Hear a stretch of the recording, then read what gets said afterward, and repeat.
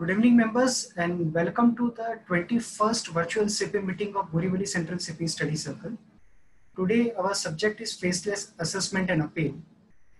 Before we start with the routines like Code of Ethics video, let us rise for the Institute motto first.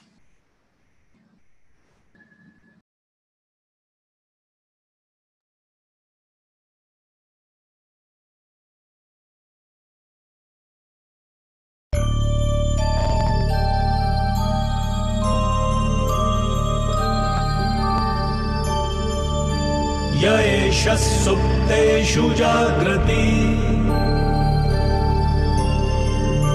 य एष सुप्तेषु जाग्रति कामं कामं कामं कामपुरुषो पुरुषो निर्विमाणः निर्विमाणः तदेव शुक्रं तद्ब्रह्मा तद्ब्रह्मा तदेवामृतमुच्यते तस्मिन् लोकः शतः सर्वे तदूनात्यपि कश्चन एतद्द्वैता एतद्द्वैता एतद्द्वैता एतद्द्वैता एतद्द्वैता एतद्द्वैता।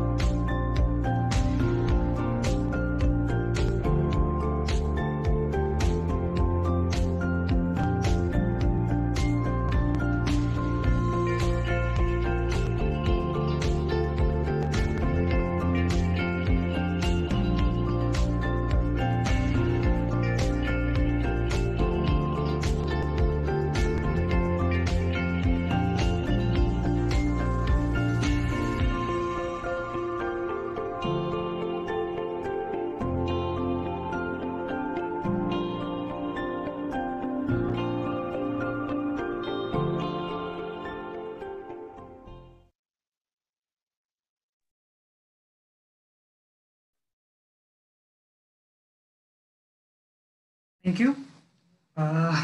Our today's subject is, as I said, faceless assessment and appeal. Government aimed to eliminate the human interface between the taxpayer and the income tax department, and that's why this faceless assessment scheme has been introduced. Today, to enlighten us and enrich our knowledge on the subject, we have learned speaker, advocate, and CA Dharan Gandhi. May I request CA Nilesh Vasa to briefly introduce the speaker, please. Good evening, friends, and thank you, Lalit, for giving me this opportunity. Today, on this 21st virtual meeting on faceless assessment and appeal, we have Dharan Gandhi, a chartered accountant and LLB. Dharan sir practices as an advocate before the Honorable Bombay High Court Income Tax Tribunal CIT Appeals. He was a junior to Advocate Hero Rai, and he has worked with Advaita Legal Law Firm.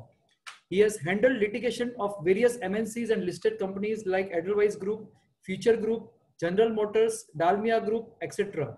He was a part of team representing Chamber of Tax Consultant in petition challenging ICDS before the Honorable Delhi High Court. He is the chairman of Commercial and Allied Law Committee of the Chamber of Tax Consultant for the year 2020-2021. He has co-authored many books like Section 56(2)(x), a treasure on Vivad Se Vishwas scheme. He has secured 7th rank on all India basis in CA final and 38th rank in CA PCC examination. So friends, we have a versatile speaker today with us on the said topic. I would now request Lalit to present a token of 500 rupees contribution from sir on to the BCSE.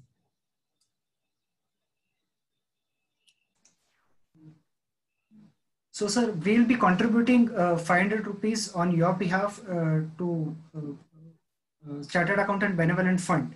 And with this, may I request yourself to start the session, please? Thank you, sir. Thank you. Sure, thank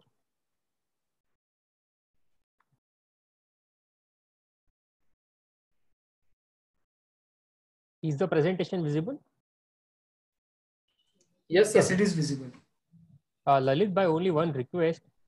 Yes, If it is raining heavily today, there may be some problem in connectivity.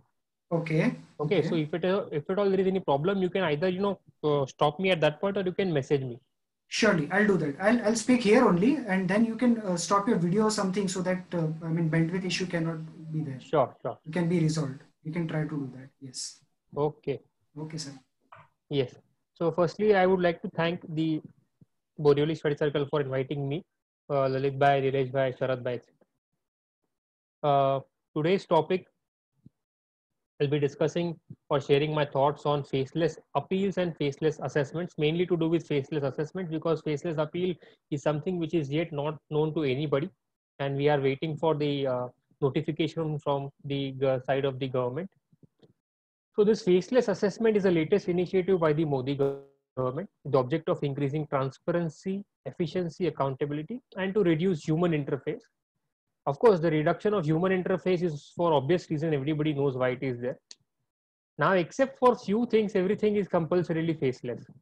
We'll come to know what are the exceptions.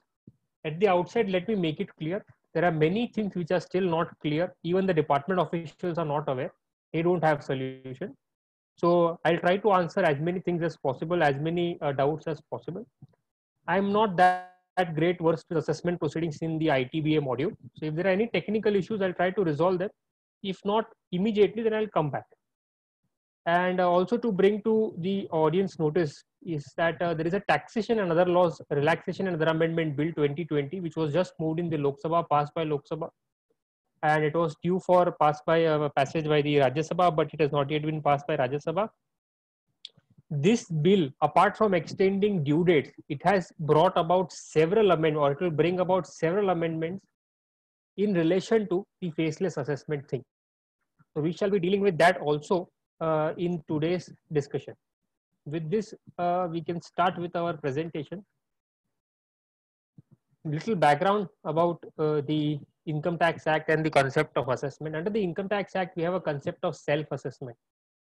So the base or the background of self-assessment is that the government trusts its taxpayer or the assessees. It has a faith in the taxpayer will compute correct income, it will offer correct income to tax and pay correct taxes. and therefore it is a duty of the taxpayer to compute its income, to estimate the income, pay advance tax, to file its return of income, and to pay self-assessment tax. So this is the concept of self-assessment. The faith or trust of the government in its taxpayer is also reflected in the number of returns taken up for scrutiny. What I have been told is that less than 1% of the returns are taken up for scrutiny. Then we have the scrutiny assessments under the Income Tax Act, or the assessment under the Income Tax Act under Chapter 14 of the Income Tax Act. We have a summary assessment under 143(1), where only arithmetical or calculating mathematical errors are taken into account, or certain other mistakes which are happened from record. Then scrutiny assessment under 143(3) or 144, assessment in case of search under 153 and 153C, and then reassessment under 147. Then we have revision of assessment 263 and 264. Everybody is well versed with the revision of assessment. 263 can be used by the principal commissioner or commissioner when the order is prejudicial and erroneous to the interest of the revenue, whereas 264 can be used by the principal commissioner on an application or suo motu by the SSC to revise an order so as to be not to be prejudicial to the SSC. Then an order, any order passed under the Act is also subject matter of rectification for any mistake happened from record under 154. And lastly, the Supreme Court finding in case of pottery 106 ITR 1, when the Supreme Court has laid importance to the fact that there should be a finality to assessment. You cannot keep on dragging an issue beyond a particular point of time. So this is the background. Now let us understand that we were in the traditional scrutiny assessment era. What was the traditional scrutiny physical assessment era? We used to file a return of income under section 139. If there was no return of income filed by the SSC, then the AO used to issue notice under section 142(1) requesting the SSC or directing the SSC to furnish return of income. Once the return of income was furnished, then the officer used to issue notice under section 143(2) of the Income Tax Act for initiating assessment proceedings. It is very important to note what are the wordings of 143(2) of the Income Tax Act, which are, I have seen most of the cases, the people don't understand the repercussions of the wordings of 143(2). As per section 143(2), the onus to submit any document or any evidence is on the SSC. 143(2) is a notice which requires the SSC to either attend the office of the AO or to produce or cause to be produced before the AO any evidence on which SSC may rely in support of the return. So it is your duty to produce any evidence which you want to rely upon in support of your return. You cannot take a ground that assessing officer ने ये मेरे को पूछा ही नहीं, that he has never raised this issue. Actually, it is your duty to produce any evidence in support of your return of income. Once you do that, then they will issue further notice under 142(1) to produce further documents, accounts, or such other information which they want.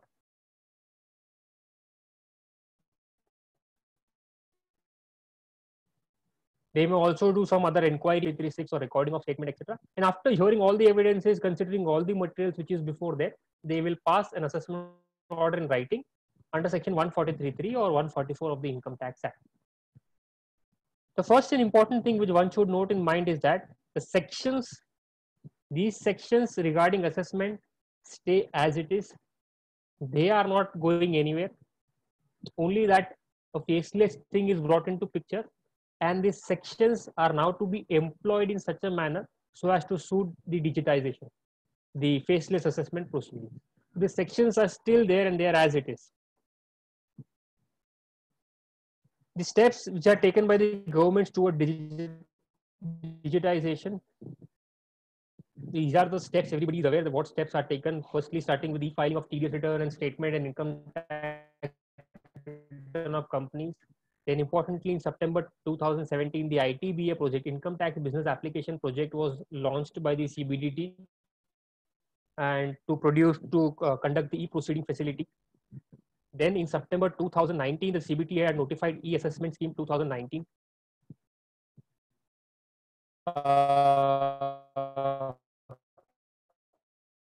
So these are the steps which have been taken. So a quick, and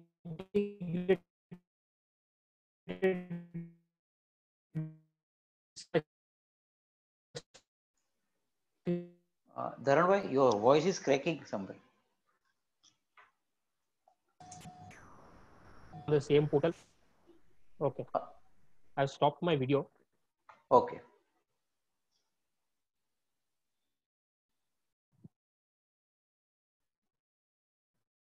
Am I audible? Yes, sir. Yes, yes, audible, audible. Yeah.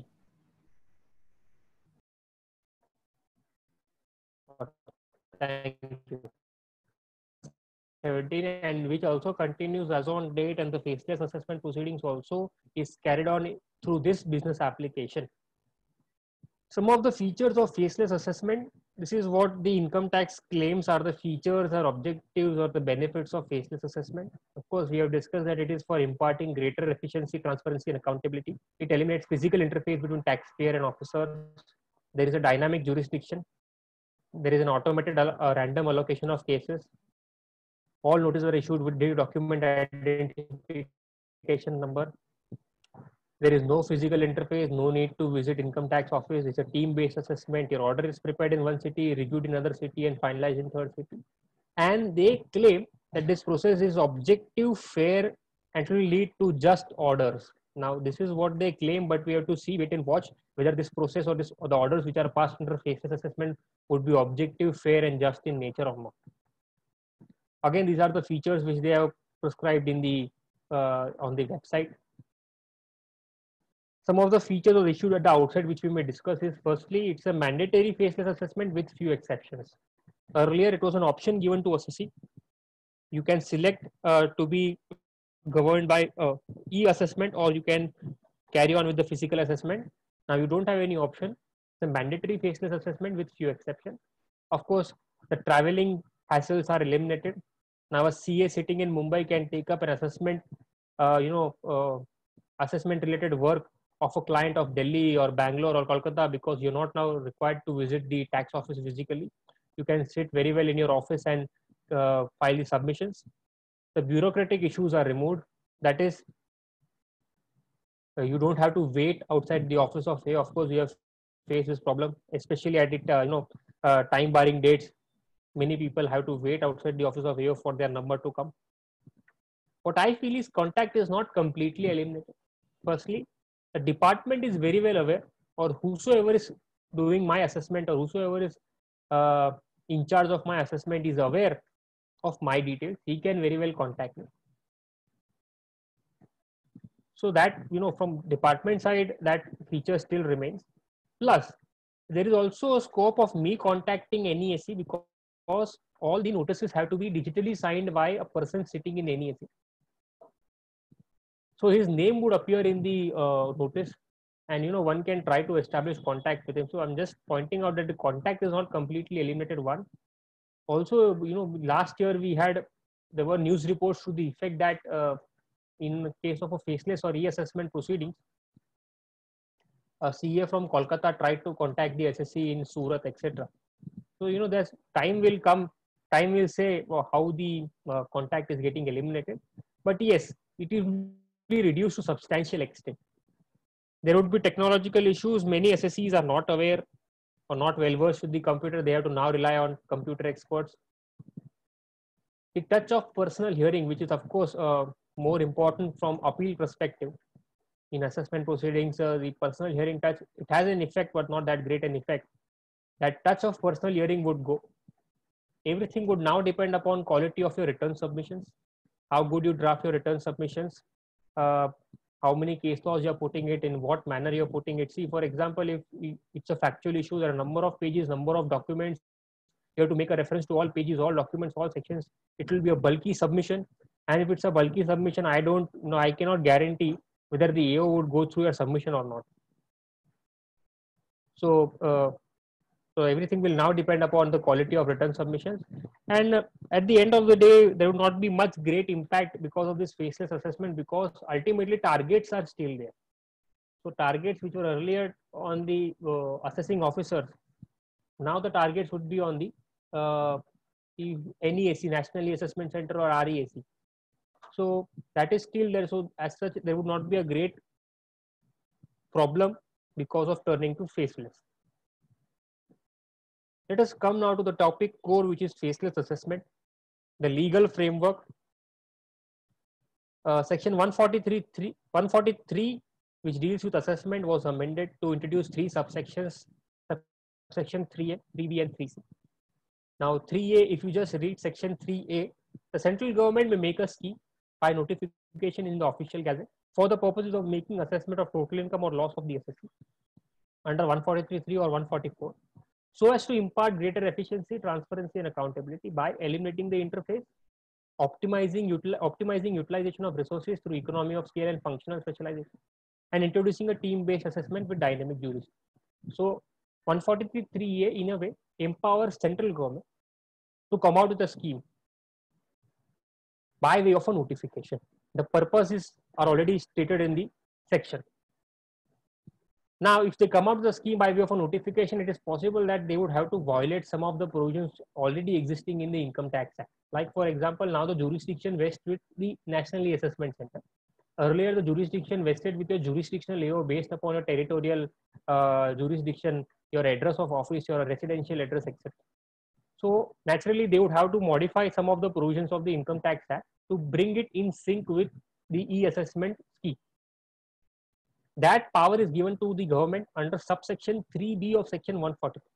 So the central government may, for the purpose of giving effect to the scheme made under subsection 3, by notification in the official gazette, direct that any of the provisions of this act relating to assessment of total income or loss shall not apply or shall apply with such exception, modification, adaptation as may be specified in the note. So yes, to bring the other sections in sync with 143.3A as a scheme of faceless assessment, power has been given to central government. And these notifications, whichever are notified, have to be placed before each house of the parliament. These are the relevant notifications which have been notified till date. It started with notification number 61 of 2019, wherein they had specified the e-assessment scheme. Notification number 62 of 2019, wherein they had specified the sections which are supposed to be modified because of the e-assessment scheme. Then they have come out with a notification number 60 of 2020 after Modi ji announced this faceless assessment scheme. They have carried out some modification. So in effect, notification number 60 is modifying your notification number 61 of 2019. They have changed the nomenclature from e-assessment to faceless assessment. Plus there are 2 or 3 minor changes.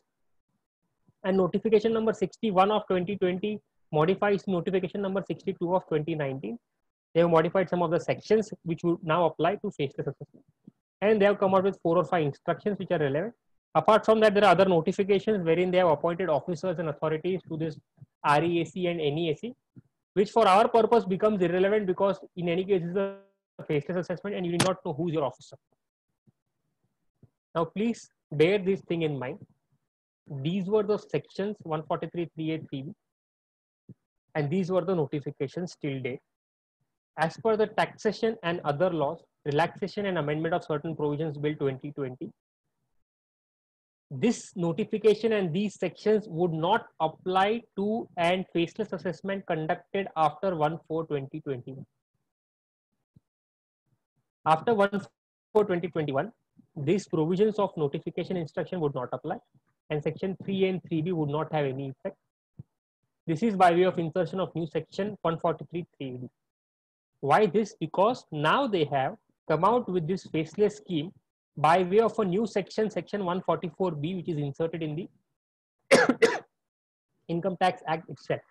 So your entire scheme, which was there as a result of notification number 61 of 2019 and 60 of 2020, is reproduced as a way of a section in section 144B of the Income Tax Act.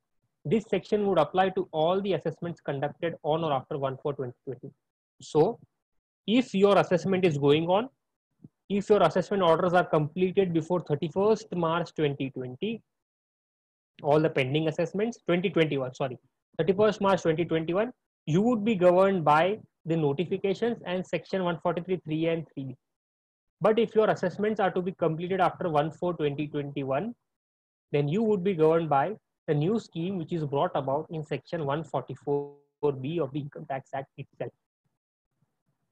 Of course, everything remains same apart from 2 or 3 minor issues in 144B as well as this section. But then the fact is now it is not by way of a notification, it is by way of a section in the Income Tax Act itself. What is the reason for the government to come out with this section? The answer is that by way of notification, they had prescribed the entire assessments. They have modified so many sections of the Income Tax Act to bring it in sync with the faceless assessment scheme. So there were doubts raised in various quarters that can they come out with such a scheme having such wide implications by way of a notification, or should this be by way of an amendment in the Income Tax Act? So can the central government do this, or should it be done by the parliament? To do away with all the doubts, they have come out with a new section 144B so that no further questions are raised in this regard. This is the structure of section 144B, which will be effective from 1/4/2021. Of course, most of the things remain same except for one which I will point out. 144B1 specifies the scheme of faceless assessment with 32 steps. 144B2 specifies that the faceless assessment under subsection 1 shall be made in respect of such territorial area of person or class of person or income or class of incomes or cases or class of cases as may be specified by the board. Now this is important. This is the distinct point as compared to the earlier notification. If you go to the earlier notification and the earlier section 143(3) and 3B, there the government had to notify the scheme and the cases to which the scheme is applicable. Under this new section 144B, the government will now have to only notify the persons to whom this scheme is applicable. All others would be governed normally. So all your notifications which have been inserted till date, which are there under the earlier sections, would naturally become redundant once section 144B comes into picture. Then 144B3 prescribes the centers and units. 144B composition of various units. 144B 5, 6 and 7 prescribes how the communication would be there between the department, interest between the department, between the assessee and department, etc., mode of communication, etc. 144B8 says that in exceptional case, transfer of case to the jurisdictional level instead of e-assessment. And 144(9) states that assessment not made in accordance with the scheme would be bad in law. In the explanation, there are various definitions given. So this entire section is nothing but your scheme which has been already notified with 2 or 3 minor modifications. However, with effect from 1/4/21, the central government would have to notify all the persons or income or cases which would be governed by 144B. All your earlier notification would no longer be applicable. I hope this step is clear that there are, because of this new amendment in section 144B, one has to keep in mind that earlier it was section 143, 3A, 3B and 3C read with various notifications, and now it is section 144B with effect from 1/4/2021. They are also proposing to amend various sections of the Income Tax Act with effect from 1/11/2020 so as to bring it at par with your faceless proceedings.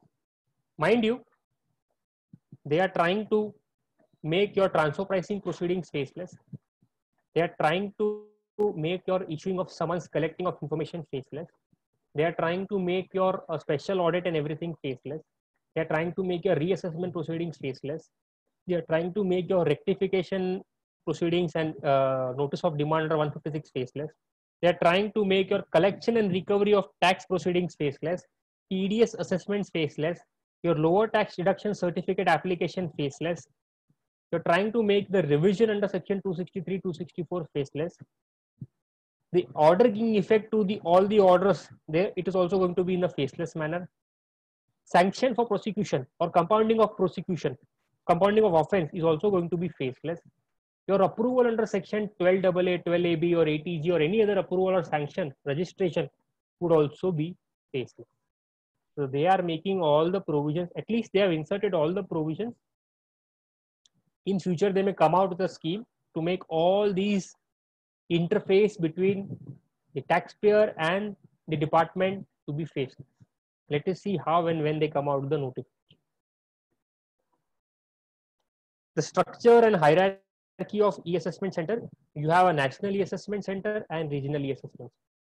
The national e-assessment center is the central point of contact between assessee and department, as well as between department in the department within various units. So all your contacts, either internal or external communications, is through National Assessment Center. Jurisdiction to make assessment has now been vested with National Assessment Center. So your AO will not pass any order, your jurisdictional AO, rather the jurisdiction to pass assessment order is now with the National Assessment Center. Then you have regional assessment centers, which is under each jurisdiction of regional principal chief commissioner, and this regional assessment center has the jurisdiction to make assessment. So each principal chief commissioner of income tax will have one regional assessment center. For example, one would be in Bombay. One principal chief commissioner, if it is in Delhi, then one REAC would be in Delhi, one it would be in Kolkata. So they would be having various units to make assessment. Out of the various units, there are assessment units, verification units, technical unit, and review unit. Each units are assigned different functions. Assessment units function is to make assessment, which includes identification of points or issues which are material for determination of tax liability, seeking information clarification, analysis of the material furnished by the assessee, and passing of draft assessment order. Verification unit has the function of verification, which includes inquiry, cross-examination, examination of witness, examination of accounts, recording of statements, etc. Technical units are the units which would have people having good technical knowledge, which will provide technical assistance in the field of legal issues, accounting issues, forensic issues, information technology issues, valuation, transfer pricing, data analytics, management, etc. And review unit. Review unit will perform the function of review of draft order. They will check whether all the evidences have been brought on record, all the points have been considered, whether the draft order has been properly drafted, all the judicial decisions have come or not. So these are the various units which would undertake the assessment proceedings. They have been assigned different functions. This is how national e-assessment, there is only one national e-assessment center which is situated in Delhi, having one principal chief commissioner, and this is what the hierarchy would be like in the national e-assessment center. And this would be a regional e-assessment center. Under principal chief commissioner, there will be one CCIT, which will have one principal commissioner of income tax for audit unit, principal commissioner of income tax for verification unit, principal commissioner of income tax for review unit. Then there will be different officers under each unit. This would how the ecosystem be appearing like. Taxpayer would have to contact the National Assessment Center either through email or through the portal or by way of mobile application. And National Assessment Center would then in turn contact either assessment units or verification or technical or review unit. And an assessment unit cannot get in touch with verification unit. A verification unit cannot get in touch with technical unit. So if assessment unit want to get something verified, it has to issue notice to NEAC, and NEAC has to issue notice to verification unit. So there is complete, dynamic jurisdiction. Nobody is aware who is working where except for NEAC. So with this background in mind, now let us discuss the scheme per se. What is the scheme of assessment insofar as the faceless assessment is concerned? There are various steps. Now in my 4 to 5 slides, next 4 to 5 slides, there are certain points which are marked in blue. Blue means communication between assessee and department. And there are certain points which are marked in red. Red means internal communication of the department. So insofar as an assessee is concerned, assessee is not aware who is doing the assessment. Assessee has to only check his income tax portal. If there is any notice, he has to reply to the notice. If there is any further notice, he has to reply to further notice. That will be the sole duty or job of the assessee or his authorized representative. Now let us see how the scheme functions. National E-Assessment Center will serve a notice on the assessee under 143(2). Because NEAC has been granted with the jurisdiction to make your assessment. Assessee will have to file a response within 15 days from the date of receipt. Say for example, any notice has already been issued by your jurisdictional AO, either under 143.2 or 142.1 or 148, etc., and the assessment is to be conducted by NESE, then NESE will intimate the assessee that now your assessment would be completed under this scheme. So this intimation will be sent to the assessee. Once notice or intimation has been sent, then NESE will assign your scrutiny case to any one specific assessment unit in any one regional assessment center through an automated allocation system. So it is like a lottery system. There is a random allocation system. It will select that this unit in this area would do the assessment. What I have been told is, if a person is situated in Mumbai, then the western zone would not get the assessment job. It would be given to northern or eastern or southern zone. That is what I have been told. I am not sure. Once the case is assigned to an assessment unit, then assessment unit would go through the records. After going through the records, it may require either some additional information, documents, or evidence from assessee. It may require certain verification to be conducted, inquiry or verification, which would be conducted by verification unit because it is the job of verification unit. Or it may require some technical assistance, which would be granted to them by the technical unit. Whatever it is, whatever the assessment unit requires, it has to communicate to NESE. If the NESE has received a request from the assessment unit that it requires certain additional information documents from the assessee, then NESE shall issue appropriate notice to the assessee for furnishing the document. If the assessee has received any notice for furnishing of additional details or documents or information, then it shall file the response on the ITBA portal within such time as may be prescribed. If NESE has received a request from assessment unit that I need certain verification to be done by verification unit, then NESE will assign the verification job to any verification unit by way of a random allocation system. If NESE has received a request from assessment unit that it wants some technical assistance, then the request would be assigned by NESE to any technical unit in any one RESE through an automated allocation. A report which has been report or reply received from either assessee or verification unit or technical unit, it would be received by the NESE. Once that report has been received or reply has been received by NESE, the same would be forwarded by NESE to the normal assessment unit. If the assessee has failed to reply to any notice, then NESE would issue a notice under section 144, a show cause notice to show cause as to why a best judgment assessment should not be made. Assessee has replied, then it's okay. If assessee has not replied, then the same would be intimated to the assessment unit for making the best judgment assessment. Finally, after collecting all the information from either from the assessee or from a third party or from the verification unit or from the technical unit, the assessment unit, after taking on all the materials, shall pass a draft assessment order. In case if the assessee has failed to reply, show cause notice under 144 has been issued, again he has failed to reply, then the assessment unit would pass a draft assessment order to the best of its judgment, that is a draft order under section 144 of it. This draft assessment order, which has been passed by assessment unit, will be forwarded to NESE. Along with the draft assessment order, the assessment unit will also forward the details of penalty proceeding to be initiated. So assessment unit will also pass the information that in this case, penalty has to be initiated on these provisions, under these provisions. NESE will thus receive a draft order from the assessment unit. It will verify the draft, examine the draft order as per the risk management strategy. And then it has two options.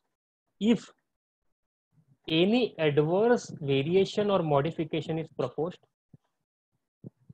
then there are two options. One, send it to a review unit for review of the order, or issue a show cause notice to the assessee for proper reply. If no modifications are proposed, if no variations are proposed, then also it has two options. One, send it to review unit for verification or review of the order, or two, finalize the assessment as per the draft order, and serve the copy of the order along with the notice of penalty and demand notice. So therefore, on receipt of draft order from assessment unit, NESE has to look whether any variation is proposed or not. If variation is proposed, two options: pass it on to review unit or issue show cause notice. If no variation is proposed, then two options: pass the final assessment order or forward it to a review unit. If it is referred to a review unit shall review the draft order. Either it may agree with the draft order or it may suggest some modification with the draft order. If no suggestions are proposed by review unit, then NESE shall, if there are variations proposed, issue show cause notice to the SSE. If no variations are proposed, finalize the order and send the copy of the order along with the notice of demand and notice of penalty. However, if review unit has proposed modifications, suggestions, in that case, NESE will assign your case to other assessment unit, some other assessment, not the same assessment unit, but some other assessment unit through an automated allocation system. So just for the information of the audience, one assessment unit will take care of your draft order. It will go to review unit. If verification is proposed, then the case will be assigned to another assessment unit. So it will undergo scrutiny at 3 places, not at 1 place. Now, if the case is forwarded to another assessment unit, then such other assessment unit will go through draft order, all the materials available with him along with the suggestions suggested by review unit. Then after considering everything, it will prepare final draft assessment order, send it to NESE. If NESE receives the final draft order, if variations are proposed, issue show cause notice. If no variations are proposed, then finalize the order. Once a show cause notice is issued to the SSE, SSE has to furnish his response to NESE on or before the due date, or he may seek extension of time. If no reply is received from the SSE, then NESE will convert your draft order into final order. That is the end of your assessment. If a reply is received from the SSE, then that reply will be forwarded to the concerned assessment unit. The concerned assessment unit shall consider the response and again pass a draft assessment order, which will be sent to NESE. Again, in the draft assessment order, if any variation is proposed which is different from the original variation, then again a show cause notice is to be issued. If not, then the order has to be finalized. So this is the manner in which it will go back and forth with the SSE and department, SSE and department. Finally, after passing the final assessment order, the NESE will transfer all your electronic records to the assessing officer having jurisdiction over such case. So all your records will come back to your jurisdictional assessing officer for carrying out the future actions, which is recovery of demand, collection of demand, leaving of penalty, etc. So this is the entire scheme of assessment. Insofar as an assessee is concerned, it has to just see whether a notice has come. If yes, reply to the notice. Whether such notice is coming from assessment unit, review unit, technical unit, you don't know. You will never be made aware. So your only job is that you receive a notice, you file your reply. Then they have come out with an instruction on 13th of August, which says that all the assessment orders are now to be passed under faceless assessment scheme, except to cases which are assigned to central circle, that is your search cases which are there in central circle, or cases which are assigned to international tax charges. Any order not passed in the conformity with the above will be treated as non-est. So all the orders except for central circle and international tax cases, all orders are to be passed in conformity with your faceless assessment scheme. There is an option available with the principal chief commissioner, principal director general in charge of NESE. If it feels or if it considers necessary in a particular case, and that particular case may be transferred to the jurisdictional level. However, this has to be with the prior approval of the board. From the media report, it appears that in case of serious frauds or major tax evasion or sensitive matters or Black Money Act, Benami Act, they would generally transfer your case to a jurisdictional. This is the flow chart. So whatever we have discussed up till now, the entire scheme, this is the flow chart of the entire scheme. I will not go into details of this flow chart. By virtue of notification number 61 of 2020, various sections have been modified under section 143(3)(b), which we have already discussed. These sections have been modified so as to come in line with, in sync with, in tune with your faceless assessments. The important question at this stage would be whether any personal hearing would be granted to the SSC or not. So first, an important thing which one should note in mind is that an SSC, a person or his authorized representative is not required to appear personally before any AC, RAC or any units. You're not required to appear personally. Every communication would be via email or via ITBA portal. Only if modifications are proposed in draft order and a show cause notice has been issued to the SSC. Only in a case where you receive a show cause notice, the SSC can make a request for oral hearing before any income tax authority. So thus, you cannot otherwise ask for oral hearing. Oral hearing can only be requested when a show cause notice is issued to the SSC.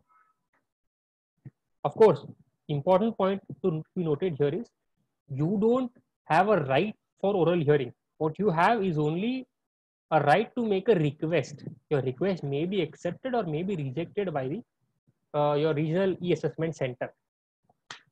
If a request is received for oral hearing, the Chief Commissioner or Director General in charge of RAC may approve your request or may reject your request. Such approval of request may only be if the request is covered by circumstances to be prescribed. So they are going to list out circumstances under which they would grant you oral hearing. They are yet to list out the circumstances. Only in those cases you would be granted personal hearing, otherwise no personal hearing. Further, this personal or oral hearing would be only by way of a video conferencing. There is no physical hearing, it will be only by way of a video conference. Also, where there is a necessity to record a statement of a person to make verification or inquiry, to examine any person, cross-examine any person, etc. In such cases, such examination can take place through video conferencing and in certain circumstances by way of a physical hearing. We are not sure how this is going to work. So this is insofar as personal hearing is concerned, you don't have any right. Only if show cause notice is issued, you make a request. If the request is covered by circumstances prescribed, then he may approve your request of oral hearing via video conferencing. Examination, cross verification by verification unit may be by way of video conferencing, and in exceptional circumstances, it may be by way of a physical hearing.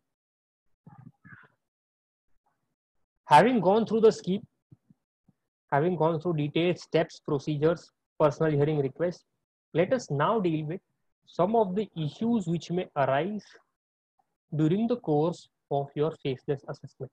There are various issues. Some have, there are, in some cases we have answers, in some cases we don't have any answers. The first issue is, if you remember, the scheme starts with NESC issuing 143(2) notice.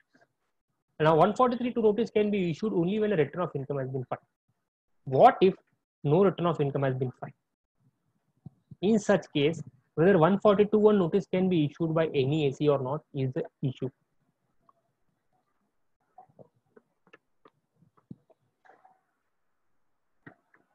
Looking at the scheme, present scheme, and what appears to me is if no return of income has been filed, then your jurisdictional AO may issue notice under 142(1). And whether you have filed your return of income or not, he may hand over the case to NESC. Is what appears to me right now the correct step. We have also seen in the scheme that now it will not be a single person assessment, it will be a team-based assessment. How many officers would be there? What rank officers would be there? Is something which goes into our mind. because now we have to deal with many officers. It has been clarified by the department that only one officer will look into the assessment, not all the officers. Further, all the actions of your various units will be approved by respective range heads, that is the joint commissioner or additional commissioner. I don't know whether the joint commissioner or additional commissioner will look into the assessment order or not, but this is how the step would look like. At this stage, let me point out, under section 124 of the Income Tax Act, any income tax authority can be made your assessing officer. He can be made your jurisdictional assessing officer. Now, if you see section 116 of the Income Tax Act has not been amended by the scheme or by the new bill.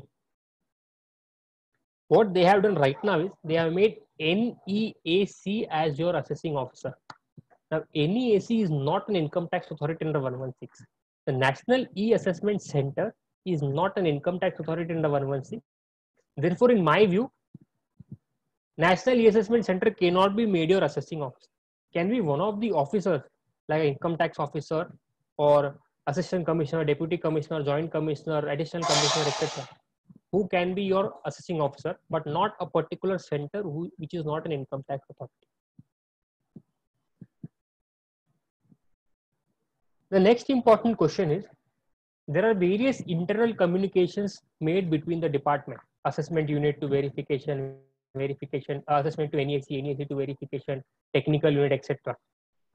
Whether this communication would be made known to the assessee or not. So like we can ask for a copy of proceeding sheet in our physical assessment case. Are we supposed to or entitled to know whether what communication has been issued by what unit or what is their internal communication? Because how do we know that correct unit is performing the correct function or not? We are yet to know the answer of this question. We don't know whether we will be able to understand this question. Why this is important is because in the, say for example, in context of reopening of assessment, sanction under 151 has to be granted by joint commissioner or additional commissioner if it is within 4 years, and beyond 4 years by principal commissioner. If the reassessment is within 4 years and instead of joint commissioner, a principal commissioner approves reassessment proceeding, then the Bombay High Court has held that such sanction is bad in law and the entire reassessment proceeding is bad in law. This is because if a particular authority is granted a particular function or is to perform a particular function, such functions cannot be performed by either a senior person or a junior person to it. This information of internal communication may be helpful to us. The next important issue is, can I suo moto file any detail even if it has not been called for and when no reply is pending? What I am told is that I can only file a reply when any notice is issued. If a notice is issued, I have made full submission and not partial submission. I have made full submission. Then thereafter, if I want to make any submission, I have to wait for their further notice. I cannot suo moto file any detail. Now, this appears to be incorrect, because at any stage of assessment proceeding, I should have a right to make whatever submission I want to make. Why this is important? Because, say for example, during the course of assessment proceeding, you realize that you have missed out some income. So before assessing officer discovers that or issues a notice to that effect, let me suo moto disclose it so that there is at least no penalty proceed. If you are coming out with proper income in a suo moto manner without income tax department pointing it out, then there are judgments to the effect that no penalty proceeding can be initiated or no penalty can be levied. Now what will happen is, if there is no reply pending or if no notice is issued, I have to wait for their notice to be issued to file a reply. And what if in that notice they have asked for this very detail? Then in that case, they would say, नहीं हमने notice issued किया इसलिए आपने ये detail submit किया, otherwise आप ये detail submit नहीं करते, therefore we will levy penalty. So this according to me is incorrect. We have raised this question with the department that you should allow us to file or submit any details suo moto basis. You cannot keep the ITBA portal under your control. We also have a right to make a submission. The next issue is whether issue of show cause notice is optional or mandatory. This question arises because On receipt of draft order, NESC has three options: finalize the order, or issue show cause notice, or send it to review unit. The word used here is or. Therefore, the question is whether it is optional or mandatory. According to me, there is no ambiguity in the provisions of the scheme. If a variation is proposed in the assessment order, which is prejudicial to the SSC, they are bound to issue you a show cause notice. In fact, for the first time, natural justice concept has been incorporated in the scheme itself. The second question is at what stage they have to issue. For example, suppose in the first draft order, they have disallowed your interest expense on the ground that it is not for the purpose of business. You file a reply to the show cause notice. Now they are disallowing the same expense on the ground of 14A. The question is, this amounts to modification or variation, but now they have taken a new stand. Whether even in this case they have to issue a show cause notice, the answer is yes. At each stage of modification, if they are changing their stand, they are changing their reason, then they have to issue a show cause notice. This has been made very clear, in fact, in the new scheme under section 144B. If any information is collected from the third party by a verification unit, then the same has to be confronted to the SSC before using it against the SSC. There is no doubt about that. One should bear in mind that there is a time limit prescribed for filing of response. You should always file in time. If not, file a partial response. If not, file an adjournment application, but see to it that any notice of the department doesn't go unanswered, because in such cases, they will issue you a show cause notice under section 144.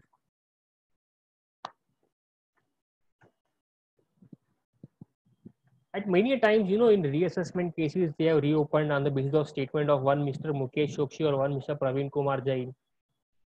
And based on them, they want to make any addition, a new request for cross-examination.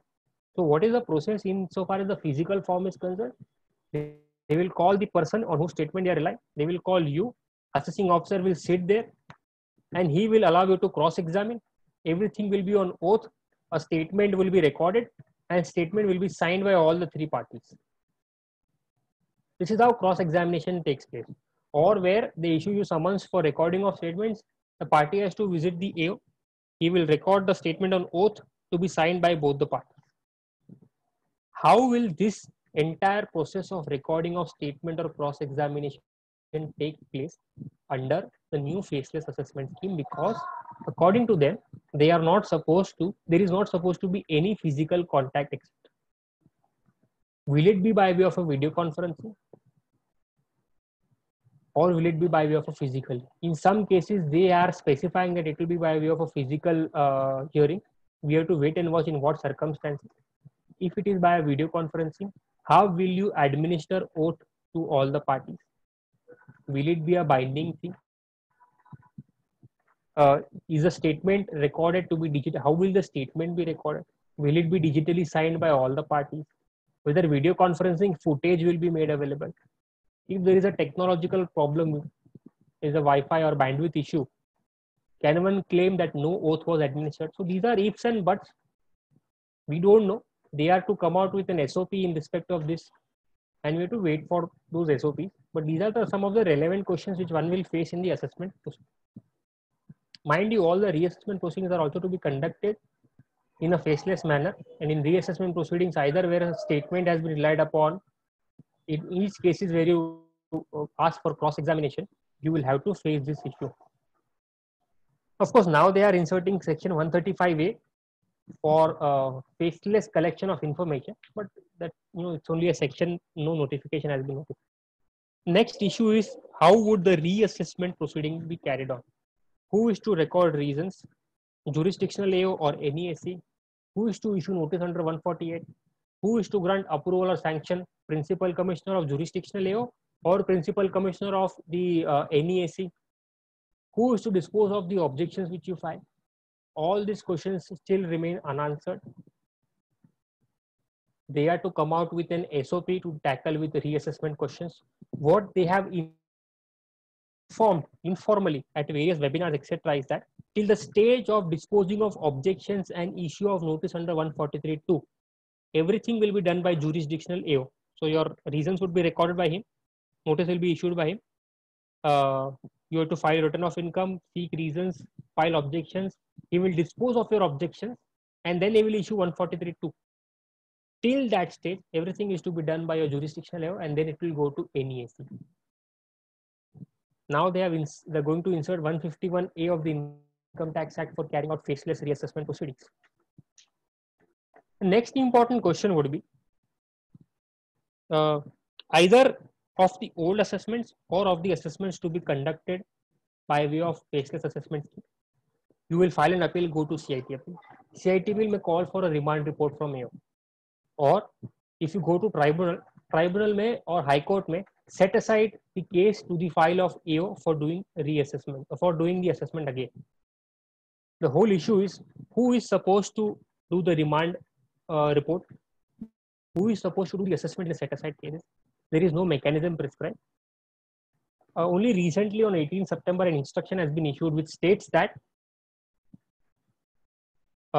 if it has been set aside to be done de novo, fresh assessment or fresh verification of any issue, then it will be done by NESE. If it is only verification of any detail or order giving effect, it will be done by jurisdictional AO, but in a faceless manner. And if the CIT appeal is called for any remand report, that remand report will be given by any verification unit of NESE. Now this is again going to be very difficult, challenging, etc. And section 264B is going to be inserted in this regard for dealing with faceless set aside of cases. One has to imagine that sometimes the officers who are stationed, for example, in Mumbai or Maharashtra, they are aware about the proceedings in Mumbai or Maharashtra. They are aware about the land law related laws like TDR, FSI, etc. in Maharashtra. What if this TDR and FSI related issue goes to an assessment unit situated in Kolkata?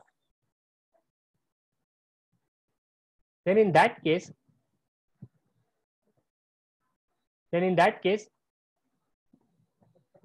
whether that AO sitting in Kolkata will be able to understand the FSI TDR related issue, you don't know. You have to face all these issues, in the faceless assessment things. The next important issue is who will do the transfer pricing. In cases where already transfer pricing reference has been made to TPO, the TPO will furnish the report to the AO. If henceforth the assessment is to be conducted by NESE, then the TPO will hand over the report to NESE. This is only for the existing reference. What about future cases? Because what is an exception is the faceless assessments are not to be conducted in case of central case charges cases or in case of international tax cases. Now, what do you mean by international tax? The international tax would include transfer pricing cases? In my opinion, no. There is a Director of Income Tax in bracket international tax which sits at Scindia House in Mumbai. These people, they carry out assessment of either non-residents or foreign companies.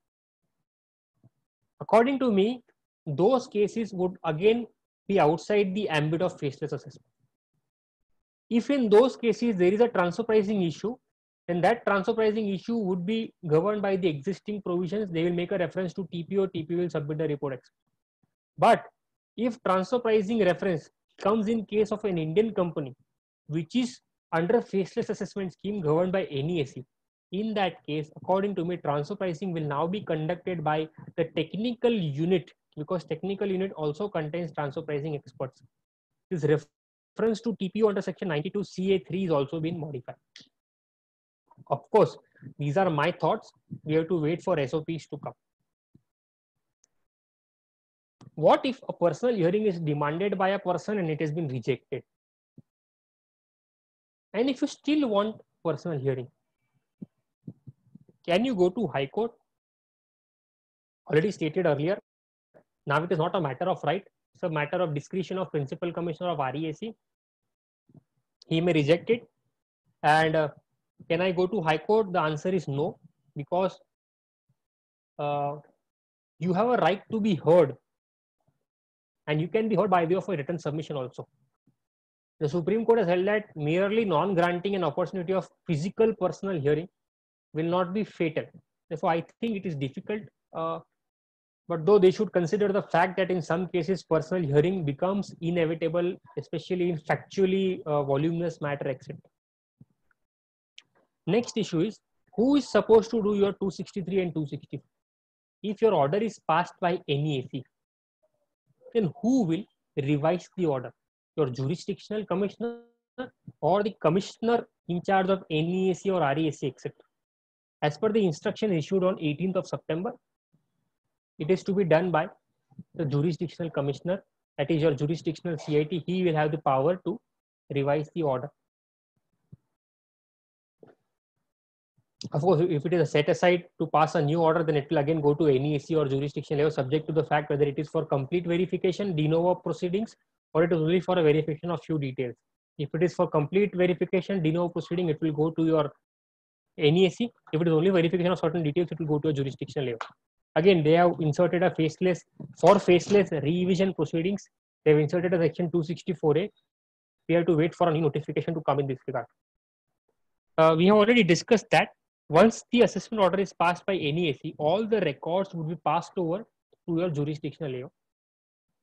Resultantly, your rectification application under 154 will be disposed of by a jurisdictional level. Now, if a team of officers have passed the assessment order, will your single jurisdictional officer have the power or to rectify the mistake, or how these things would, because he may feel that the person who has conducted the assessment is a senior person. How can I rectify mistake? How can I rectify his mistake? So is there any internal communication that before rectifying order any permission is to be sought from the NEAC? We have posed this question to CBDT, and according to their reply, no, the power of rectification is completely with the AO. You can completely pass the rectification order without making any reference to NEAC. And now they have inserted 150, they are going to insert 157A for faceless rectification proceedings, which will come in future. Again, the refund and stay will be taken care by a jurisdiction level to make an application for stay of a proceeding before the AO, and AO will dispose of the stay application. Now here again, the problem is that the entire assessment is carried by the NEAC. While disposing of the stay application, AO has to go on merits. He has to find out whether there is a prima facie case or not.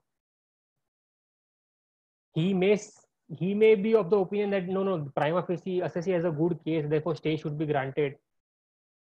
However, can he go against the order passed by NEAC? That is something which is a practical difficulty which one will have to face. Further, 231 section will be inserted for faceless disposal of stay proceedings and refund proceedings. We have to wait for that. If assessee is in Mumbai, faceless assessment has taken place or has been conducted by an officer situated in Calcutta. And on a particular issue, Mumbai High Court is in favor of assessee and Calcutta High Court is against the assessee. Whether he is bound by Calcutta High Court judgment or by the Bombay High Court judgment, the answer to this lies is Bombay High Court is the place where assessee is situated, because ultimately it will go in appeal in Mumbai jurisdiction before the Mumbai ITET and before the Mumbai High Court.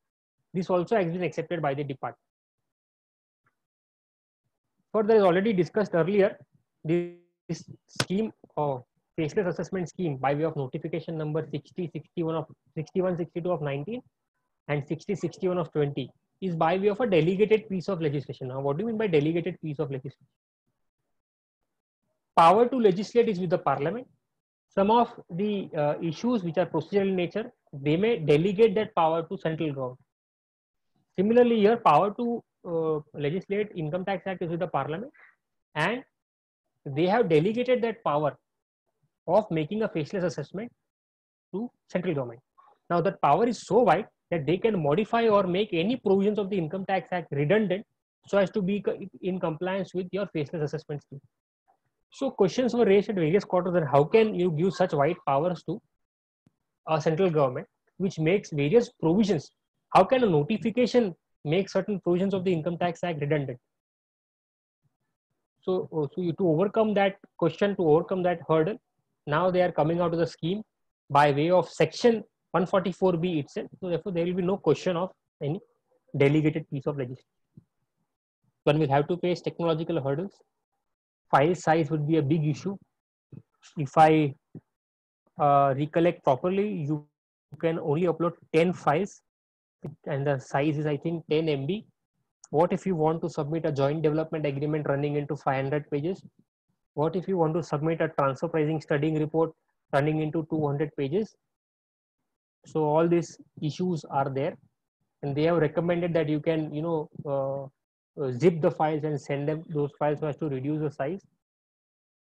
Or that is the only solution I think which I can right now recollect. There may also be connectivity issues. If the time barring date is approaching and your net is not working, Wi-Fi is not working, you may not be able to file a reply. Then there may be connectivity issues. We have to face those issues. We have already faced those issues in context of GST, where the website itself was not responding because of huge response, and therefore धीरे धीरे वो streamline होते गया, and similarly they'll try to streamline all the procedures. There is a new section 241A which states that if any refund is due to the SSC, however, a notice under 143(2) has been issued for scrutiny assessment. In that case, AO, after recording reasons, may withhold the refund. So therefore, say for example, there is a company which is a loss-making company, but it is into the area of giving services. As a result, payment made to such company subject matter of TDS. Huge TDS credit is available to the company, say for example 6 or 7 crores. In his case, in the company's case, notice under 143 is issued. So now relying on section 241, they will not issue refund to the assessee company. They have to record reasons why the refund has been withheld. Now, who is supposed to record reasons under 241A? The jurisdictional AO or NESC? This is something which we are not sure, we don't have any answer. Because in many cases, like in case of Vodafone, etc., the assessees have gone to Supreme Court and High Court that how can they withhold a refund? Because I don't have working capital. You have to issue refund immediately. You keep some reasonable amount because their refunds are into hundreds of crores. You retain 50 crores, but issue balance refund so that we can, we have working capital. So I don't know who is to record these reasons, whether NESC or jurisdictional AO. Similarly, under 144A, you have an option to make a reference to Joint Commissioner to look into your assessment proceeding. How would that take place in faceless assessment manner? I don't know. Whether it will go to jurisdictional Joint Commissioner, it will go to Joint Commissioner of the relevant assessment unit, I don't know. As already seen earlier, the range heads have to look into the action of their officers. So how 144A is to be given effect to is something which we have asked the department with no crystal clear answer. In case of eligible assessees in whose case transfer pricing adjustment is made, or who is a foreign company or a non-resident, they have an option to pass a draft order and then take the draft order to DRP, Dispute Resolution Panel. Then in such cases, in case of non-residents or foreign company, of course, it is subject to the assessment by the international tax unit, not subject to faceless assessment. But what in case of those cases where a draft assessment order is to be passed because of transfer pricing adjustment? Whether in such case the faceless assessment can take care of such draft order and reference to DRP. The existing scheme as it stands, by way of notification number 61 of 19 and 60 of 20, there is no provision for reference to DRP. It only makes a provision for finalizing the order, sending the final order. However, the new scheme which comes in 144B, in that scheme, they have made sufficient amendments to take care of DRP.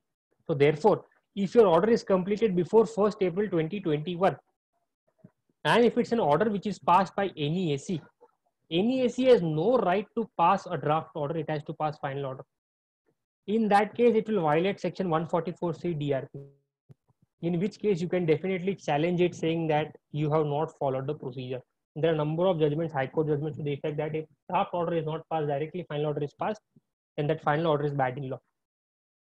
One thing to note is, a time limits which are prescribed in the Act, those remain as it is. There is no change in the time limit because of this faceless assessment scheme. What will happen in case of TDS proceedings under section 2011, where they deem assessee to be assessee in default for not paying TDS to the credit of central government? Right now, the TDS assessments are not faceless assessments. They are to be conducted by the TDS charge. However, they have inserted section 231. They're going to insert it, which will prescribe a scheme for faceless proceedings. Your registration under section 12AA, 12AB, ATG right now is manual, but they're going to issue, they have notified a section 293D for faceless registration. I don't know, they are going to come out of the scheme and we have to wait for the scheme. Similarly, sanction for prosecution and compounding of offences, both are taken care by your jurisdictional chief commissioner or jurisdictional commissioner, chief commissioner of income tax, or principal chief commissioner of income tax or principal commissioner of income tax. It is to be done by the same authorities. However, they have made a provision for faceless process and we have to wait for the new scheme. The only issue here is the department is trying to hide the fact that we want the department officers to be made accountable. It is also coming in the taxpayers charter that they want to increase accountability. Now tell me one thing, if I don't know who the officer is who has done my assessment, if it's a high pitch assessment, or if I have been caused some grave prejudice, how will you hold a particular officer accountable? If you hold a particular officer accountable, how will the assessee come to know that he is the same officer who has passed the assessment order? So according to me, the principles or the features of faceless assessment and the point of accountability don't go in sync.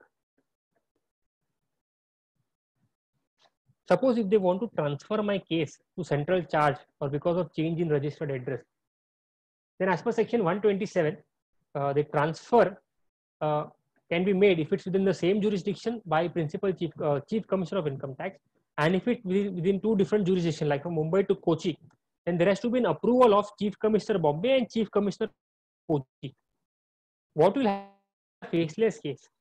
The transfer would be done by the chief commissioner, RESC, NESC, my officer, or CC of my jurisdiction, or CC of Kochi. We don't know. By way of instruction dated 18 September, they have transferred a few cases to central charges. One, of course, the search cases 153 and 153C cases are to be transferred to central charges. There is no doubt about that. They are also going to transfer all the survey cases where material has been impounded to central charges, and therefore all these cases would be outside the purview of faceless assessment. Similarly, foreign tax and tax research cases would be transferred to central charges, and they would be outside the purview of central faceless assessment scheme.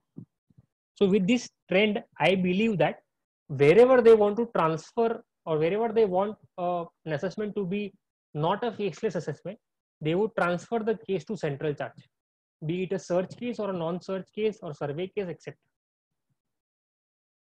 The moot question is, when the assessment is to be conducted by jurisdictional layout, either because it is a central circle or because it is an international tax circle or because it has been transferred by the principal chief commissioner of RESC or NESC by using the power under the faceless assessment scheme.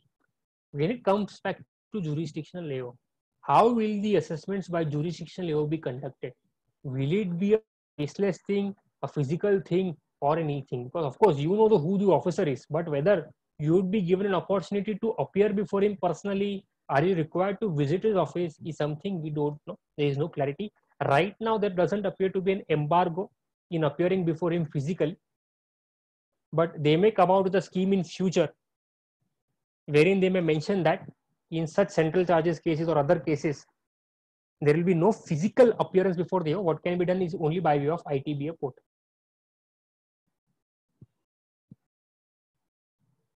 So these many issues are there, which has come to my knowledge. Of course, there may be many other issues which may come to the knowledge of the audience, can share with me.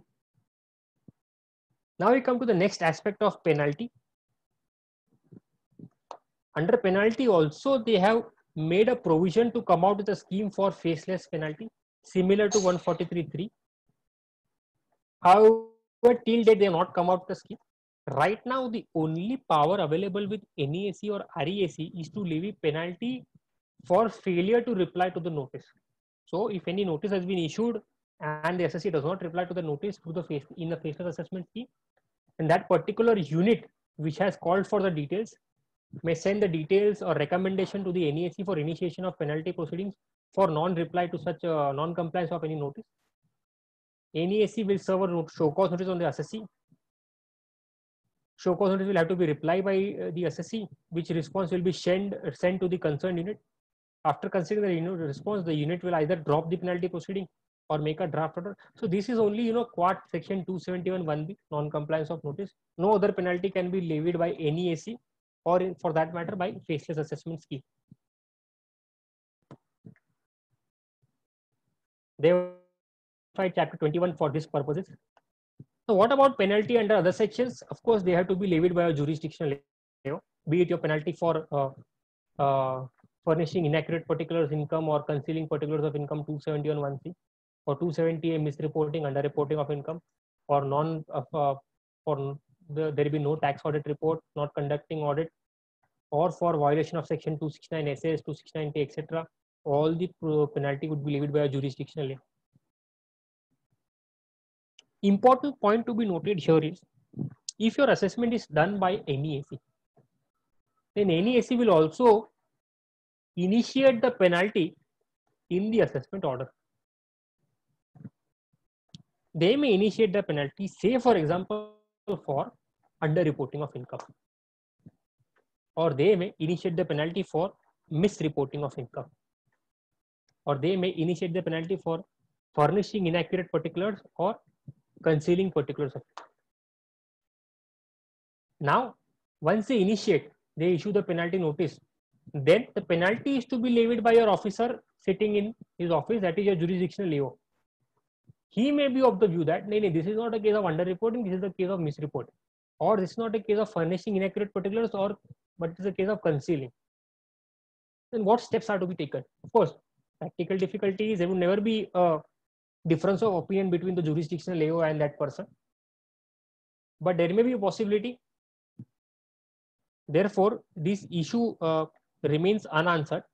In any case, this issue was always there even under the present physical assessment proceeding, because if your AO has initiated penalty and then he's transferred, some other AO comes into picture and he feels that this is not a correct chart, the correct chart should be this.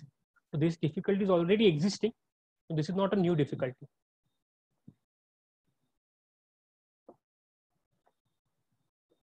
Now we come to the next important aspect of faceless assessment, which is communication. We already see that personal hearing is not to be granted. It is only by way of e-proceeding. How is communication internally between the department or between the SSC and department is to be done? All communications between NESE and SSC is to be by way of electronic mode. All internal communication between NESE, RESE and various units shall also be used by way of electronic mode. The only exception to the above would be any inquiry or verification will be conducted by verification unit in the circumstances prescribed, which would be done in a physical mode. So they are yet to prescribe the cases where a statement is to be recorded or cross-examination or whatever it is. That would be by way of a physical mode. Except for that, everything else is by way of electronic mode. They have to authenticate the electronic record by affixing their digital signature. NESE will affix digital signature in all notice, all records. Similarly, when assessee is submitting anything, he has to also authenticate the record by affixing digital signature or by using the electronic verification code. Any notice communication order without DIN is bad in law. You have to verify each and every notice whether there is DIN, each and every order whether there is DIN. If no DIN, order is bad in law. As per notification number 4 of 2017, your ITBA facility closes 7 days before the time barring date, and in certain circumstances, they have the power to reopen that case. So you have to keep in mind this due dates. Notice to the SSC shall be served by way of 3 modes.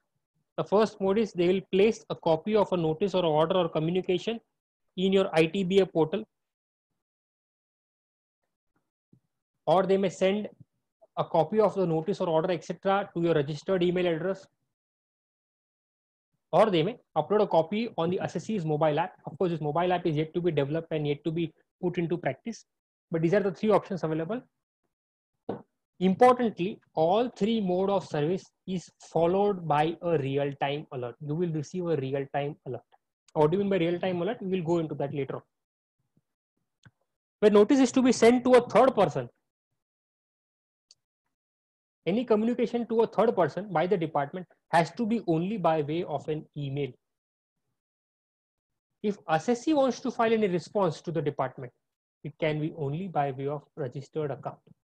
So you see, they have an option to serve you in three manners, but you don't have more than one option. Your only option is to upload it in the ITBA portal. It is important to note that time and place of dispatch and receipt of electronic records shall be as per the provisions of 13 of Information Technology. Why this is important is because your 143(2) notice has to be served within 6 months from the end of the financial year in which return of income has been filed. Whether it has been served to you within 6 months or not, if it is served beyond 6 months, then you have a case that assessment is bad in law. For all those purposes, the time and place of dispatch and receipt would become important. Some of the important definition, the real-time alert, as we have already discussed, means your either SMS or an update in mobile app or your email address, an email in your email address. Then there's a registered mobile number, registered account, ITBA portal. Then there are 5 different options of registered email address. Mind you, the department has clarified that your email address which is appearing in your PAN database or your designated portal, mainly your email address appearing in your designated portal is the email address which they are going to use for this purpose. So if in your portal an old email address is appearing, kindly update your email address.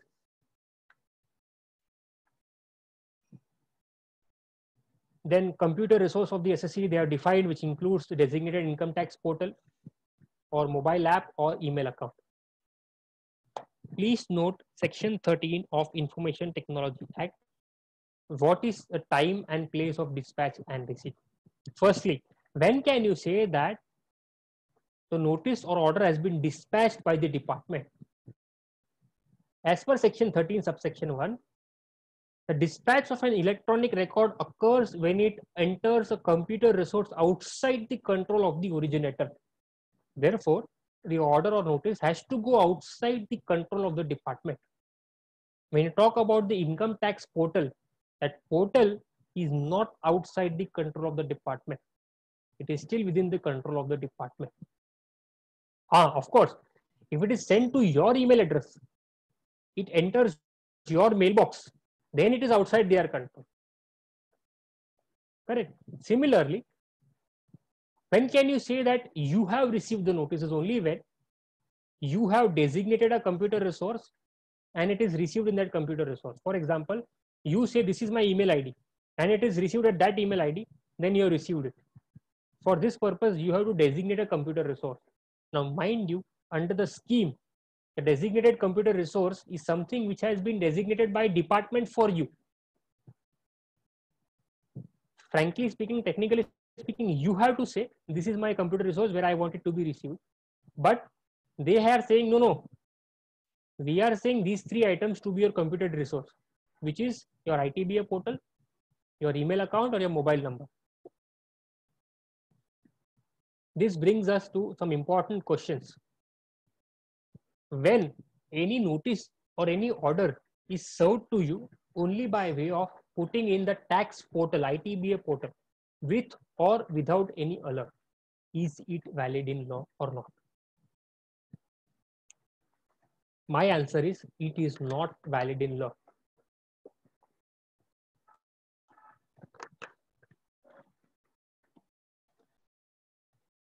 A notice or an order has to be served upon you by way of email to your designated email address. It cannot be merely put on the tax portal and they can just wash off their hands saying मैंने तो डाल दिया अब आपका जिम्मेदारी. No. Firstly, tax portal is not your designated computer resource. तुमने वो नहीं बोला है, वो तुम पे थोपा गया है. you have designated your email address. Second, tax portal is not completely out of their control. Many a times we have seen that they have issued a notice and subsequently notice gayab ho jata hai. They may also remove the notice. So it should go out of their control. And if I compare the tax portal, ITBA portal, in a physical scenario, it is like in the Aikar Bhavan, they have a room containing various lockers. One locker is designated to you. There are two keys to the locker, one with them, one with you. And they are now saying that if we post a notice or order in that locker, it is deemed to be served upon you. In spite of the fact that you have stated that my address is in Borivali, or my address is in Kandivali, or my address is in Mulund. Is this permissible? No. When can you say it has been served? It goes out of their control and it receives within your control. Tax portal is not out of their control. It's not a designated resource. Therefore, all notices which have not been received by way of email are bad in law. According to me, you have to challenge the notification and everything, but they cannot simply wash off their hands by saying that नहीं हमने तो portal पे डाल दिया अब तुम देख लो. Portal is not a Facebook account or an email account which one will visit regularly. Only if I receive on my email, I will reply to you by way of my submission in the portal. This brings us to the next question. The only option available to me is to file a response is by way of portal. Now this portal is within their control. They can close the portal. Before 7 days, they sometimes close the portal. Consider a case where AO at the last moment issues you a show cause notice. You want to file certain evidences, or he has called for some third party details which you have received at the fag end of the time limit for completion of assessment. You want to file that. So physical case में क्या करते थे?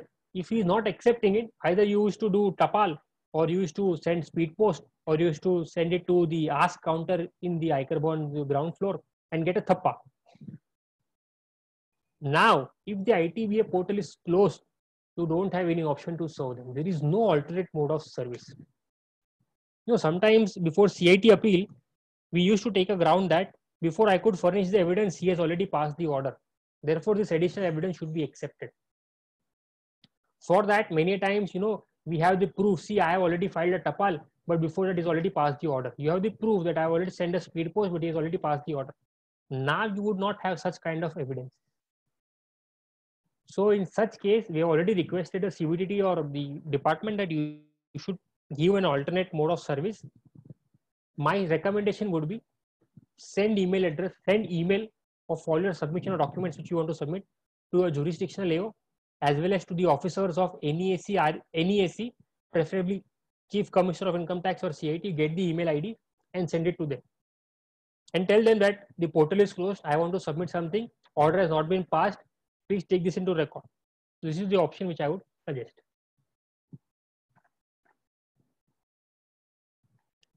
Coming to the next important aspect of survey, because this is what they have also harped upon, the department has come out with two instructions, 13th August and 18th September. They say survey is an intrusive action. It is expected that same should be carried out with utmost responsibility and accountability. Henceforth, survey is to be carried out only by either investigation wing, TDS wing, or international tax department. There has to be an approval of either DGIT investigation, principal CCIT or CCIT TDS, or principal CCIT or CCIT international. Before approving surveys, the approving authority has to ensure that all other possibilities are exhausted and survey action is the only last option available. It is very, very surprising to note that it took them 56 years to recognize or realize that survey is an intrusive action. Till date, all the professional associations, bodies have been, voicing their concern at the topmost voice that you are misusing this action because there is no accountability. One need not have a reason to believe for carrying out a survey. One need not have any approval. You can directly come to my place and carry out a survey and threaten me. Because after 56 years, the department realized, no, this is a very serious action. And you cannot carry out a survey without the permission of your senior authorities. And also senior authority, before giving permission, has to ensure that all other possibilities or all other methods have been exhausted. Very surprising. There Durusta, at least they have come out with a notification in this regard. They have also, tried to amend section 133A to this new taxation and other bills. Now they have made it compulsory that any action of survey cannot be without the approval of Principal Director General or Principal Chief Commissioner or Director General or Chief Commissioner of Income Tax.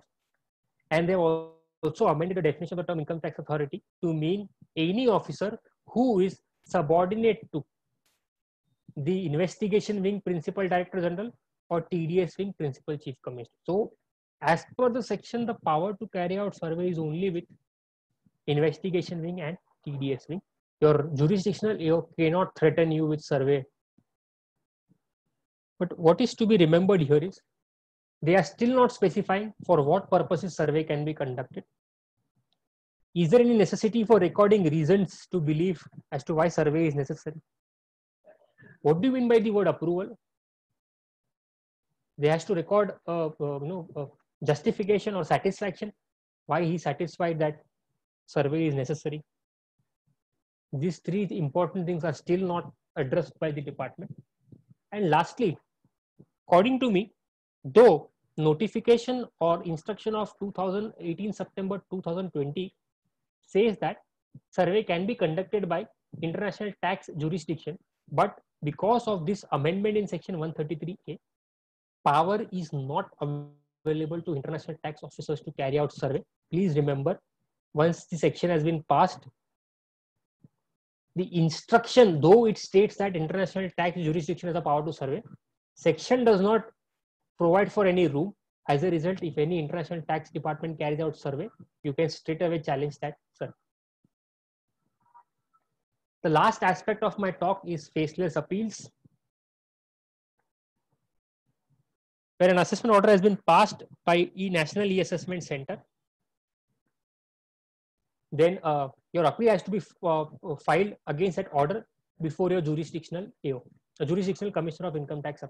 So whether order is passed by NEAC or a jurisdictional AO, the appeal will go to CIT appeals, the normal jurisdictional CIT appeals. However, they have made a provisions in section 250 to empower government to come out with a notification for faceless appeals, similar to your faceless assessment. And it is expected that on 25th September, which I think is this Friday or Saturday, they are going to come out with a scheme for faceless appeals. It appears to me that it is going to be a faceless thing. You don't know who the commissioner appeals is. It may be a team of commissioner appeals. But, your jurisdictional CIT will have all the documents and record, but it will be heard by a CIT appeal, maybe sitting in Bhubaneswar, Ranchi, Guwahati, I don't know. This is how it is going to work, is what I am told. We have to wait for the scheme to come. Similarly, they are going to amend section 144C provisions relating to DRP to come out with a scheme for faceless DRP proceedings. As well as they are going to amend section 253 so as to, now this is very important. If from CIT appeals order, they have to file an appeal to Income Tax Appellate Tribunal. And that decision of filing an appeal to tribunal will now be taken by a single team, which is not consisting of a jurisdictional AO, but which will be a single team all over India, or maybe 2 or more teams, and who will decide whether appeal is to be filed or not. So it will not depend upon whims and fancies of your jurisdictional AO, now to be decided by a central team. Don't know about who is to decide filing of High Court appeal and Supreme Court appeals. As of now, all these provisions are still at the bill stage. They may come out with this scheme, the sections by way of an act, and then they may come out with a notification to specify the scheme. Till that point of time, the jurisdiction for filing of appeal, for hearing of CIT appeal is still with, or DRP is still with your normal CIT appeal, DRP and tribe jurisdictional AO. If one thing to be noted in this regard is CIT appeal is a quasi-judicial authority. He is an officer of department, but he is hearing a dispute wherein department is one of the party. So he is an interested party in that manner. being in the position of CIT appeal, he is supposed to be independent, not supposed to be biased towards the department just because he is a part of the department, and supposed to adjudicate on the dispute in a fair and unbiased manner. If this scheme is going to be a faceless appeal, I don't know how far. Today also it is very. We are finding difficulty in convincing CIT appeal. But if it is faceless, there will be no accountability, nothing. I don't know how to whether there will be independence or there will be compromise of independence. I don't know. We do see, wait and watch how it goes. Of course, I presume that this would not be by way of written submission. It has to be by way of a hearing. An opportunity has to be given to at least make a submission through video conferencing facility. How will you file documents? Where will you file documents is something which the scheme will tell. Most probably you are required to file documents to jurisdictional CIT appeal. He is supposed to upload it, and then the faceless CIT appeal will hear the case. The positive outcome out of this is that traveling hassles and bureaucratic issues are removed. You can take up an appeal assignment of a client sitting in Ahmedabad, Kolkata without worrying to travel. Similarly, there is no question of waiting outside CIT appeal's office for your turn. This is the positive outcome, of course. Let me draw the audience's attention towards the taxpayers charter, which is according to me, the most unique, important step taken by the department to address the grievance of the taxpayers. They have taken the steps. They are committed to so many steps, and they expect the taxpayer to be honest and compliant. Let me draw attention towards few issues in this taxpayers charter. You are supposed to be treated as honest unless it is deemed otherwise, unless they prove it otherwise. Most importantly, item number 6 states that they will collect only the correct amount of tax. Say, for example, you file a return of income. You have shown 100 crore as your income. Time limit to file revised return has expired. The case has been selected for scrutiny. In the scrutiny assessment proceeding, you realize, no, 20 crores which I have offered to tax is not an income which can be offered to tax, should be reduced.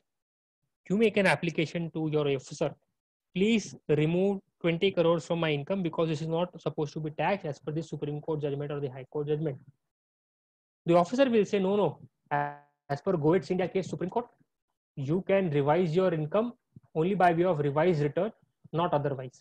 So what you will do, he will pass an order and then you will take an additional claim before CIT appeal and tribunal, and they are entitled to adjudicate on the additional claim because of various judgments. Now, my point is, as per the taxpayers charter, the department is to collect only correct amount of tax. Therefore, even if you have not made any claim in your return of income or revised return, time limit to file revised return has expired. If you make a claim in the course of assessment proceeding, they are bound to entertain it and they are bound to collect only correct amount of tax.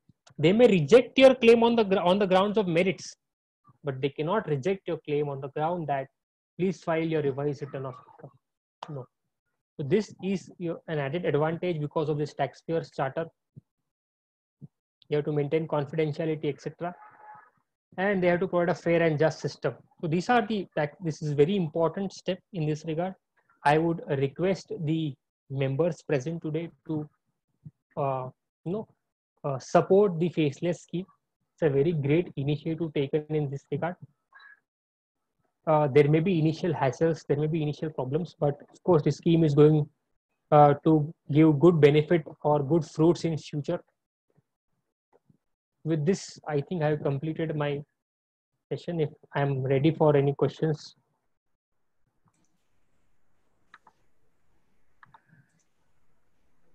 Thank you, Dharan Bhai. It was really nice presentation.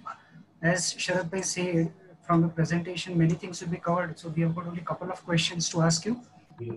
The first one is, in case of notice received for AY 1718, would it be under faceless or traditional way of assessment?